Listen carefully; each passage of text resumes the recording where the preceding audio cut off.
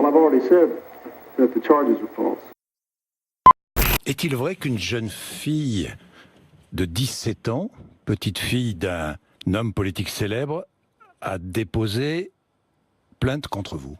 Le débat politique ou plutôt le positionnement politique du gouvernement avec, on l'a bien compris, un mot d'ordre, soutien total à leur collègue ministre de l'écologie, Nicolas Hulot.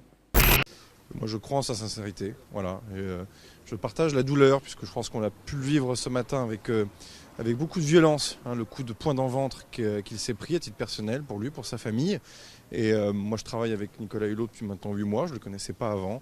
Mais je le redis, j'ai complètement confiance en sa sincérité et je suis fier de travailler avec lui. Voilà. Même sur un plan moral, Marlène Schiappa, qu'on a l'habitude d'entendre sur ces affaires-là et de prendre toujours la défense des victimes présumées, celles qui ont porté plainte, on l'entend nous dire dans cette affaire, elle nous parle de Nicolas Hulot, comme je la cite dans sa tribune du JDD, d'un homme charmant, respectueux, qui porte un combat majeur pour la planète. Nicolas Hulot, hier, dans son interview, a expliqué qu'il était convaincu que ces affaires étaient téléguidées.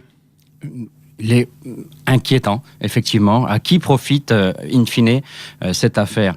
Pas au monde des médias, encore moins aux réelles victimes, parce qu'elles auront toujours la crainte d'être mises en doute. On commence à se demander si ça ne profite pas à ceux qui sont jaloux. Il faut savoir que Nicolas Hulot a plutôt une bonne image auprès des Français, une bonne image sur Internet. C'est pratiquement dans les ministres celui qui a la meilleure image. Et depuis le 7 février, le sentiment vis-à-vis de Nicolas Hulot plonge. Alors il plonge et c'est beaucoup de messages, c'est presque 62 000 messages qui ont été émis avec une tonalité au moins à 30% négative. Et quand on creuse, qu'est-ce qu'on trouve? On trouve à la fois un sentiment de colère, de dégoût, qui finalement vient du fait que les Français réagissent en disant « pas lui, il était trop apprécié ». Ce n'est pas normal que ça lui tombe dessus. Toujours comme, alors ça, moi je trouve qu'on se raconte des histoires là-dessus, parce que c'est toujours comme ça avec Nicolas Hulot. Nicolas Hulot, c'est pas une semaine où on se demande s'il va bien ou mal. Quand on parle, la première chose que l'on redoute, c'est exactement cet effet-là.